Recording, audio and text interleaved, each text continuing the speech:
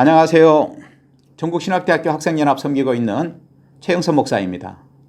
오늘은 전국신학대학교 학생연합 고문위원이면서 전국신학대학교 학생연합의 핵심 가치, 자성 섬김, 그리고 상호 존중에 영향을 준 30분의 1 운동이 어떻게 또 어떤 과정과 어떤 정신으로 시작되었었는지 함께 나누고 싶습니다.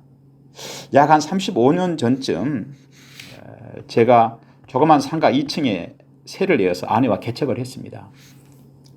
쭉 성장을 했습니다. 3년차 되던 해에 공간이 좀 부족한 상황이 생겼습니다. 더 넓은 곳으로 옮겨야만 했죠. 개척 4년차가 되자 장년이 150명 정도로 성장을 했습니다. 그런데 이제 문제는 점점 목회자인 나 자신을 돌아볼 시간이 줄어들더라는 것입니다. 나 자신과의 문제만은 아니었습니다. 교회가 성장하면서 교인들이 나를 대하는 자세도 이전과 많이 달라지기 시작했습니다.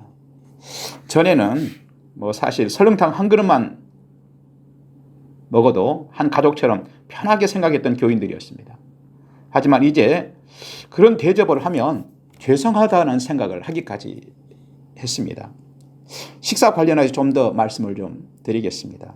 개척 당시에는 내가 교우들에게 식사를 사는 일들이 종종 있었습니다. 그런데 교회가 성장하면서 그런 일들은 점점 줄어들게 됐습니다. 내가 밥값 내려고 하면 교인들이 깜짝 놀라면서 먼저 계산을 하는 것이었습니다. 교회 식사 준비 문제도 있었습니다. 이전에는 교회에서 이제 주일 점심 식사를 하게 되는데 그렇게 되면 제가 직접 돕기도 했습니다. 국도 갖다 놓기도 하고 수저도 가져다 놓고 이렇게 돕기도 했는데 교회가 성장하면서 그럴 필요가 점점 없어지기 시작했습니다.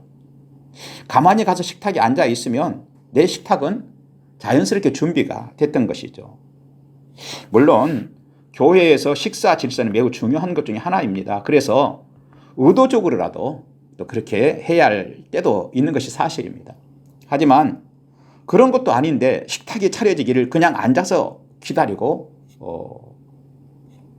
있더라는 것입니다. 그리고 그것이 일상이 되고 그 결과 나는 다른 대접을 받아야 한다고 생각한다면 그것은 타락하는 것이다 라는 생각을 갖게 됐습니다. 하나님은 저를 목회자로 세우실 때 성도들의 영혼을 바로 섬기라고 목회자로 세워주셨습니다. 그런데 특별히 교회 질서를 위한 것도 아닌데 나는 무엇인가 다르다는 의식을 가지고 사는 것은 바로 심각한 문제라고 생각이 들기 시작했던 것이죠. 무슨 얘기를 하고 싶은 것입니까? 단지 식탁에 준비된 식사를 하고 안 하고의 문제가 아니라 나는 다르다고 하는 의식에 빠질까 하는 것을 고민했다는 얘기인 것이죠. 그러던 중에 한 번은 우리 교우 중에 한 분이 식사를 한번 하자고 그래서 식사를 하게 됐습니다. 그런데 그분이 짜장면을 대접했어요. 그리고 짜장면을 대접하더니 하는 얘기가 목사님 죄송합니다.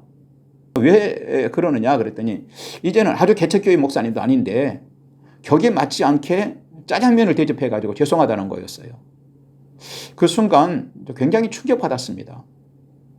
목사의 격이라고 하는 게 무엇인지 고민하지 않을 수 없었습니다. 성도의 숫자가 늘어나면 비싼 것으로 대접을 받는 것이 목사의 격을 결정하는 것인가? 좋은 차로 바꿔 타는 것이 격을 높이는 것인가? 하는 그런 고민을 하게 됐습니다. 사실은 그건 아니죠. 목사의 격은 십자가 지고 골고다로 올라가는 것입니다. 사실 목회자인 저도 죄악으로 얼룩지고 진토뿐인 것을 지금도 저는 고백합니다. 그래서 여전히 자격이 없지만 목회자가 된 것은 은혜였다. 오늘도 은혜로 목회하고 있다. 그런데 은혜로 대하지 않고 그렇게 앉아서 식사를 하고 이런 것들이 일상이 되어지고 짜장면 먹으면 죄송해하는 것이 일상이 되어지고 또 그건 미안해하는 것이 그 성도들이 나를 볼 때 당연하다고 생각하는 이것이 습관이 되어도 좋은 것인가?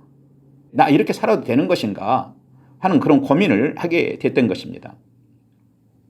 그러다 보니 어떻게 하면 그런 이 나의 본질, 하나님 맡겨주신 목회자로서의 본질을 잃어버리지 않고 목회의 길을 갈 수 있을까 고민하게 됐습니다. 그런 문제라면 당연히 답이 있죠. 기도하는 것이죠, 사실. 그 말씀을 통해서 내가 늘 은혜 받는 것이죠. 하지만 그것뿐인가 하는 생각을 하게 됐습니다. 어떻게 하면 지금 이런 초심을 앞으로 500명이 되고 1000명이 교인이 되었을 때까지 유지할 것인가? 어떻게 하면 지금뿐 아니라 나이가 60이 되고 70이 되어서도 그런 마음의 자세를 유지할 수 있을까? 스스로의 질문이 많이 생겼습니다. 그리고 드디어 그 질문에 답을 제가 얻게 됐죠. 그것은 삶 속에서 일부분이라도 성도들과 같아지는 것이다. 같아져야 한다.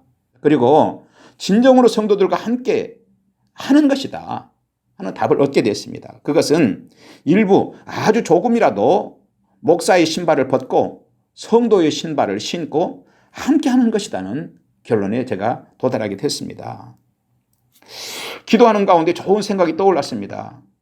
한 달 가운데 29일은 목회 열심히 하고 1일은 성도들의 삶 속으로 들어가서 일일 노동자가 되어보자 하는 것이었습니다. 사실 목사가 노동을 한다는 것은 불편과 고통스러움 속으로 내가 뜻을 정하고 스스로 들어가는 것이었습니다. 그 문제에 있어서 주님께서는 누구든지 나를 따라오려거든 자기를 부인하고 자기 십자가를 지고 나를 따를 것이니라 라고 말씀하셨습니다. 해답은 분명합니다. 내가 스스로 뜻을 정하고 불편의 길로 가야 한다. 뜻을 정하고 불편을 받아들일 그때 그 불편함, 그 힘든 것들은 하늘 높은 줄 모르고 뛰어오르면서 나를 실현하고 싶은 자아 실현의 욕구를 붙들어 매는 가느다란 줄이 될 것이다 하는 것이었습니다.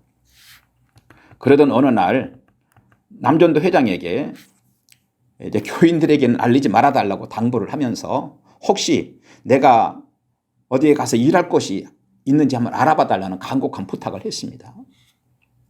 아마 남전도 회장이 굉장히 황당했던 것 같아요. 큰 교회는 아닐지라도 담임 목사가 하루 일할 곳을 알아봐 달라는데 남전도 회장이 예스 하고 바로 결심하기는 쉽지 않았던 것 같습니다. 그리고 그런 결정을 하기까지 며칠이 걸렸습니다. 며칠 후에 새벽에 시와 공단에 가면 인력 소개소가 하나 있는데 그곳에 가면 일할 수 있을 것이라고 저에게 알려주었습니다. 어느 날 새벽 예배를 부교육자에게 부탁하고 이른 새벽에 시와 공단에 있는 한 인력 소개소를 찾아서 그 첫걸음을 떼게 되었습니다. 오늘은 여기까지 함께 나누면 좋겠습니다. 전국신학대학교 학생연합은 어느 날 누군가의 아이디어에서 시작한 것은 아닙니다. 한 목사가 그리스도인으로 삶을 어떻게 살아야 하는가 하는 아주 작은 고민에서부터 30분의 1 운동이 시작되고 뜻을 같이 했던 초교파 한 10여 명의 목사님들에 의해서 여기까지 왔습니다. 그리고 전국신학대학교 학생연합은 그런 당연한 것부터 회복해보자는 걸음들이 되기를 소원하면서 지금 나아가고 있습니다. 끝으로 부탁의 말씀을 드립니다. 전국에 있는 신학대학생들이요, 우리 이런 고민을 함께 해봅시다. 이 소식을 듣는 모든 성도님들께 부탁드립니다. 기도 부탁을 드립니다. 그리고 전국신학대학교 학생연합에 대해서 기대도 가져주시기 바랍니다.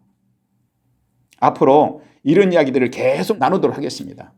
다음에는 오늘 못다한 이야기를 다음 회에 한번 나누도록 하겠습니다. 그리고 조만간 그런 방향으로 함께 나가보고자 하는 지금 전임 학생회장들인 전국신학대학교 학생연합 자문위원들이 자신의 스토리들을 나누도록 하면 좋겠습니다.